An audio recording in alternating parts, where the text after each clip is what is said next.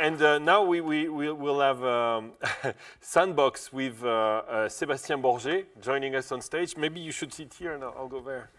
Yeah, no, can sit here. Sébastien, welcome. Thank you. Hello, everyone. Maybe here. Here, all right. Yeah, and you have some water here. Thank you. Sébastien, you came from which Paris. All the way from Paris? In the 3rd arrondissement. Great. Our office, yes. Have you seen our NFT? Yeah. So maybe someone want to explain what is yes, it exactly? we will have it explained. Yes. Yes. Like it's my personal data that is here. Your personal data? No, there's another after they will show. Do you have it, the heart? Yes, I have it. Can we put it live? Yes? Is it? That's your heart? No, that's not yet. Not yet. Not yet. Oh, very good. Wait, so can you explain? We can explain. She Please. can. Hi, everyone. I'm Lena, and this is Danielle. Would you like to borrow this? Yeah, take the microphone. We are here representing the Chrysanthemum team. Danielle is a beautiful natural programmer who utilizes the kind of frequencies of nature and embeds them into the digital art. And we're really here to serve the mission of technology as a vehicle for helping people and planet find more interconnectivity. And rather than serving technology, we would like technology to serve this mission. So I'm going to let Danielle explain a little bit more about the piece and what you'll be seeing here today, Sebastian's heart.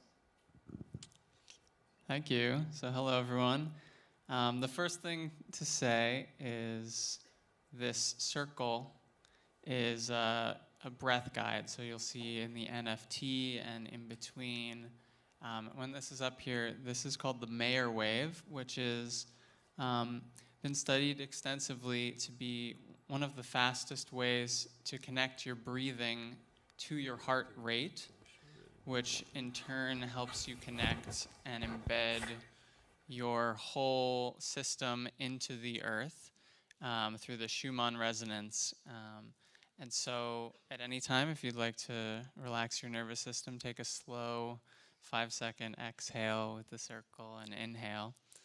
And you'll notice, so Sebastian has kindly worn a heart rate monitor, so his heartbeat is actually communicating with this art piece in real time, and these little micro adjustments and some colors that might gently appear are related directly to his physiology.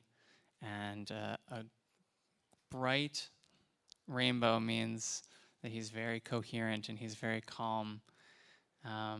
Maybe we can ask our indigenous friends to pass him a râpé, but passe un râpé. Yeah. The more you stress me with the question and the colors. So you see, this laughter created a little purpley pink. Experience. And we have a much more engaging version of this. This is the gentle behind the speaker version, but we have a deeper version that has a binaural beat that's generated directly from your heart resonance in real time that we'll be demoing upstairs. So come find us and talk to us about. So you are upstairs, we can find you and try it? Yes. Great. Can our Winnie Queen friends try it too? Absolutely. Awesome. I would love to see that. Thank you, guys. Thank you so much. Sébastien. Yes, Loïc. You are a rock star of technology world. I wish. No, you are. You are. No, you are. Maybe we can, should we look at, I think you brought a little video so we understand the sandbox and what you're doing. So let's see if we can send that video of the sandbox. And before that, I will ask you, just send the video whenever you're ready. When did you create, what is the sandbox? So the sandbox today is actually a decentralized gaming virtual world where anyone can make 3D content, assets, games, experience, and truly own that content. So they can send it. Yeah. That's the next speaker. That's will be a little bit more stressed. They are testing my. Yeah, wrong video, guys. No problem. It's very okay. cool. This in 20 cool minutes too. from now. They're wise. So Sandbox is a decentralized gaming virtual world where anyone can make 3D content, games, experiences, and truly own those creations. So they have like the freedom to use it the way they want, where they want. They can transfer it between other users. They can sell it and monetize it if they wish. They can access. You guys can send the video if you can, so we can actually see. There you go. Here we go. Some yes. sound as well. So some background on how it looks and feels. You access those experiences through an avatar. So that makes Sandbox special. Like it's 3D representation of yourself. It even becomes your digital identity. Yeah. And with that avatar, you can see more like fun, more social, more immersive, more creative kind of So you experiences.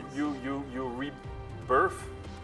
Well, in a way, I like to think that entering the metaverse is like almost like a new birth. Like you finally get to choose your identity. It doesn't need to be a representation of yourself like in the real world. Yeah. You can be, of course, a man, a woman, non-gendered if you wish, or a non-human creature as well. Okay, so you could be a jiboya, a boa. You can. In Sandbox.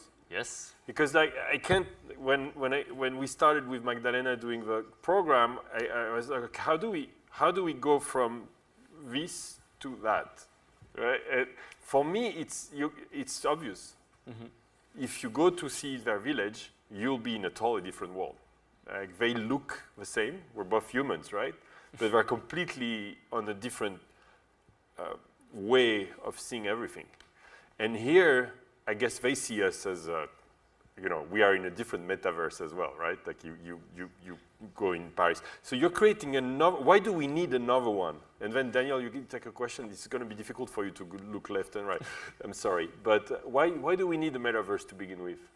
Well, I think we need a place where we can have like our imagination goes more wild. We can be more creative. We have the opportunity to rebirth, to reinvent a world, new rules, be more creative from the beginning, and just let this imagination run wild in a sense. And when you look at the Web 2 or the internet in general, you don't really get that level of immersion, that level of connection with others anymore.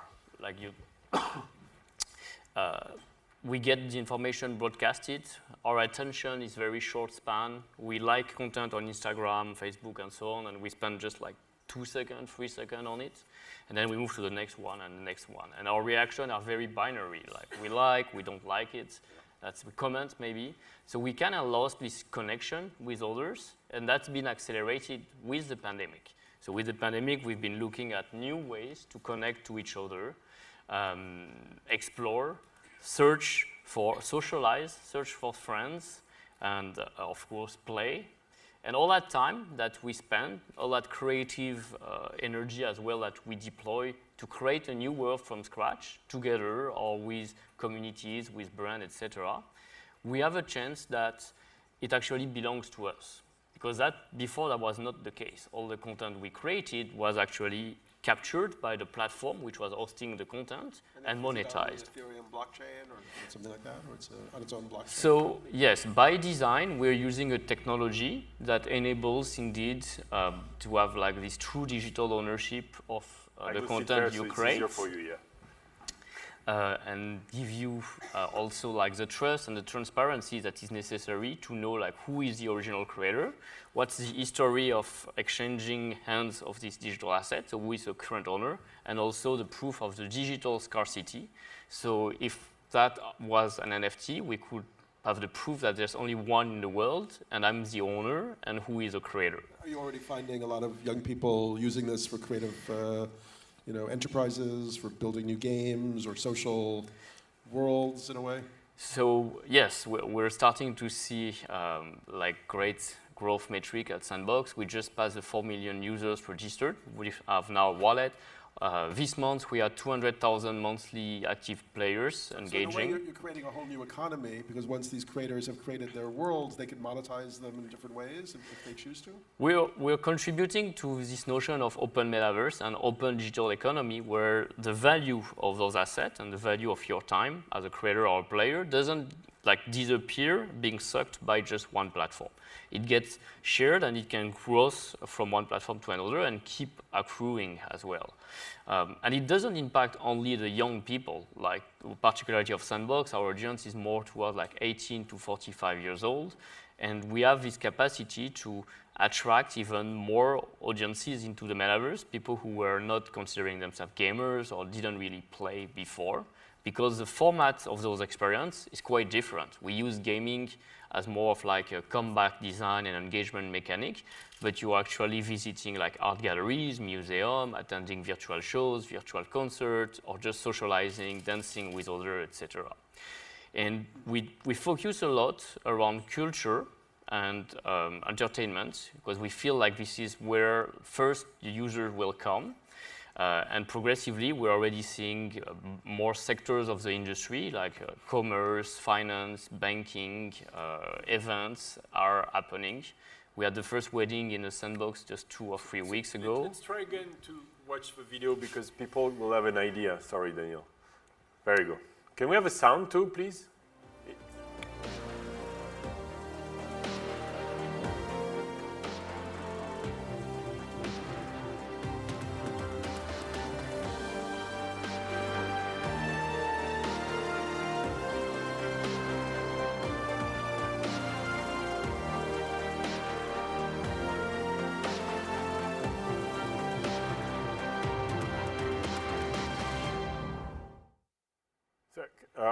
I take a cup of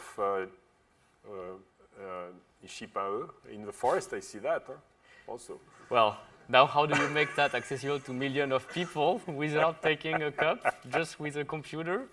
Here we go. What's amazing is what you see, there's 2 things. There's the map that represents the different location, and you have really to travel with your avatar from one world to another, and really the diversity of experience and representation of characters. So we build this world with a lot of culture, global culture. We wish to see culture from Korea, from France, from Japan, from Hong Kong, hopefully as well from the Amazonia being here and accessible to globally, just one click away in the metaverse. I'm curious, what so far is your favorite, like the most imaginative or creative use of this technology? Like, what do you see as the most fascinating project that's popped up so far? So our mission has always been to empower the creativity of everyone. Even when we started in 2012 on mobile, we wanted people using a smartphone just to create a world by the touch of their finger. Back then it was just 2D pixelated, but it was hugely successful and it grew into 40 million players, 70 million made creation. Today, it's the same, but within a 3D virtual world where people can socialize and do more activities and benefit from that creativity, earn a revenue. So we are creating thousands of jobs. My dream is it will become millions of jobs, grow an ecosystem. And it's kind of hard for me to just pinpoint one experience only, when in this video you could see 98 experiences that can be playable now. And when we have such a talented community, and I think like there's talent in everyone, it's just how do we make it, how do we unveil that talent? And we have to make the tool simple and accessible so that you don't need to learn, to go through special studies or training. It's just like your inner talent comes to... And talking about talent, Daniel, if you allow me, people make money in this thing, right? Yes. So there are some companies that make millions of dollars per year? Well, or you can create we're your getting job? there. Yes, we're creating jobs. There's tens of thousands of artists. Tens of thousands? Yes. There's roughly... and most of them, they were never using a 3D software before. So the aesthetic that we use in Sandbox, voxel, 3D pixel, is almost like digital Lego. It's really intuitive, and it's beautiful to see people from any age and any culture, any country have been able to use it, become creative. And some of them, the most entrepreneurial, they launched their own studio. They hired, now they are like 10, 20 people, and they earn close to $1 million, sometimes more a year in revenue. $1 million by a year. Building experiences for brands, for landowners, and so on. That's the creator economy. And there is no VAT, right there? We as a platform, we take 5% VAT royalties, consider it as like a VAT if we were a new digital nation.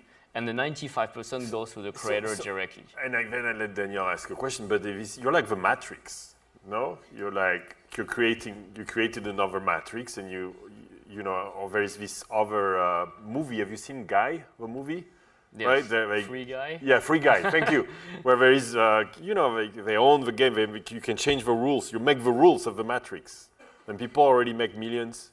Do you wake up sometimes thinking like, I've built the Matrix? No, not yet. Not in that kind of form, I would say, because every experience is unique in its way. Like if you look at those movies, Ready Player One or Free Guy or Matrix, they all repeat. Everyone is part of the same world and repeat it and alter it. Here, the beauty of Sandbox is in the diversity of experience you can have. Just one walk away with your avatar. It changes all the time. The creators design it, and then it changes through the involvement of people. So content and people make that world come to life, and both are valuable. So that's great. You're really democratizing creativity, and you're making it as low barrier for entry as possible. Does it cost money to play with the platform, or is it only once you've built something and then it has an economic value, then you receive a value from the company? Exactly. You don't need to buy anything to enter the platform. Just download the creation tools, create your avatar for free, start playing. You get rewarded actually for engaging, completing quests, exploring. So opening your mind to discover this world, engaging with other users. Are you concerned that people are going to become these human caterpillars, just sitting in these virtual worlds all the time? Or? It's already done. I think it's too late. No, It's too late. It's not at all.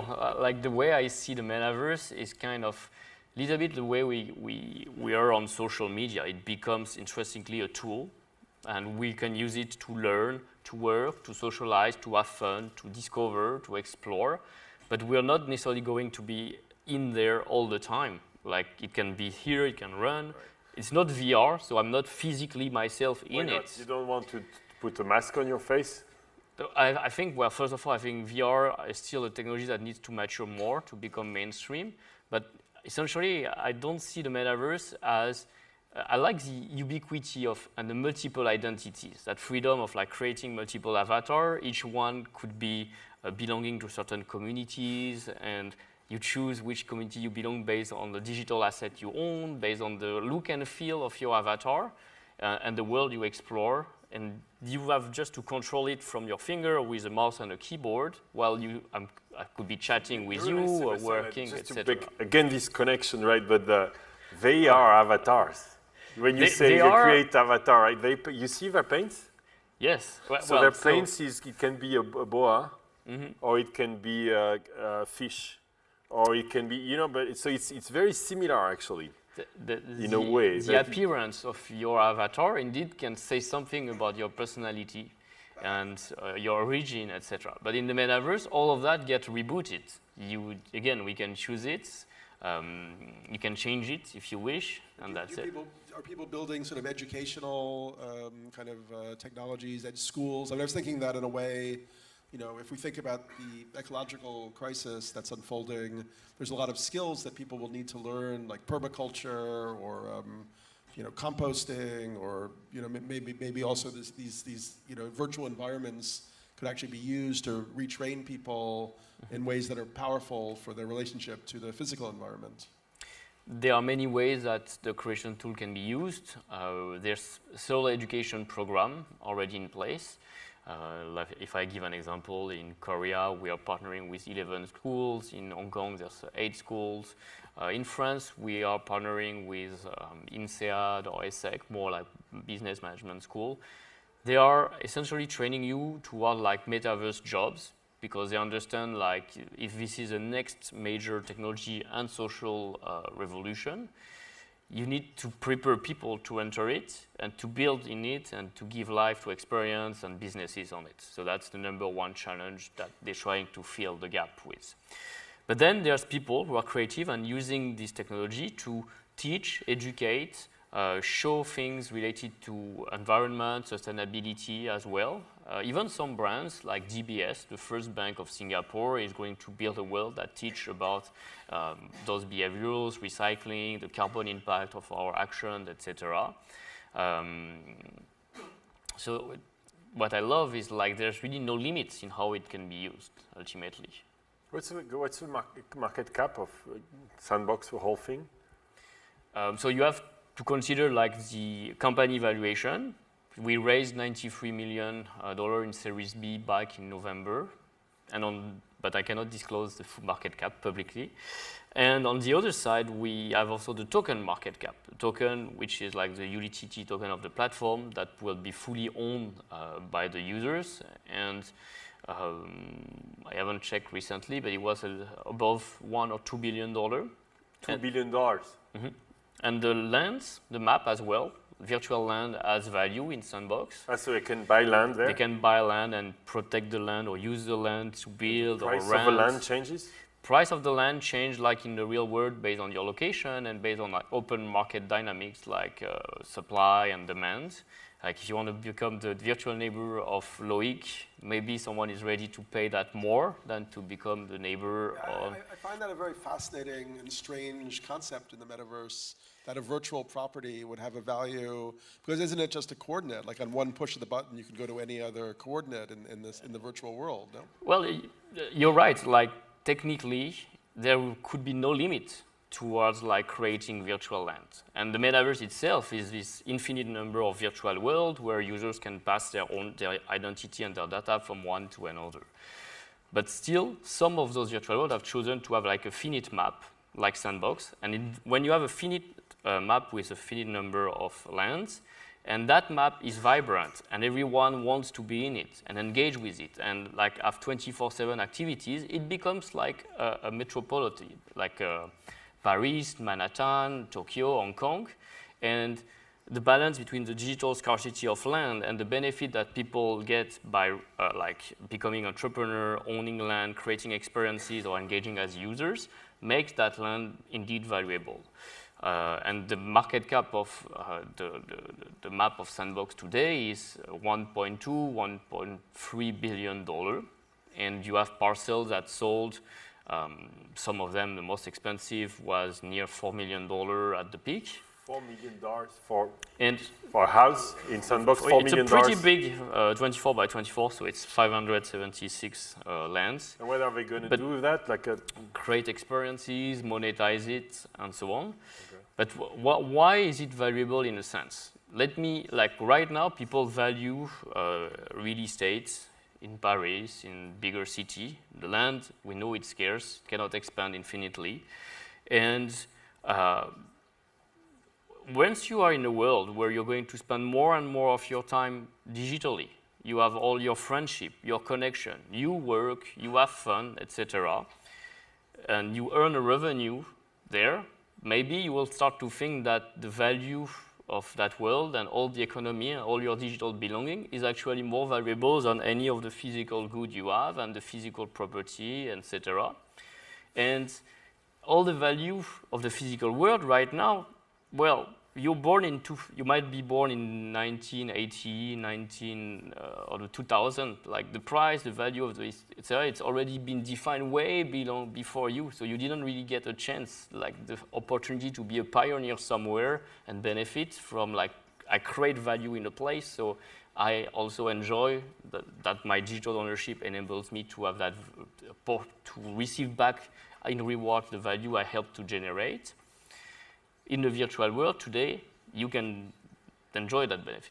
In 1,000 years from now, maybe that will be already too late in a way to start thinking like, oh, I should have been owning virtual land in a place and passing on to the next generation my own digital property as well, etc. And so Sandbox is a finite amount of virtual space? Mm-hmm. I see, interesting.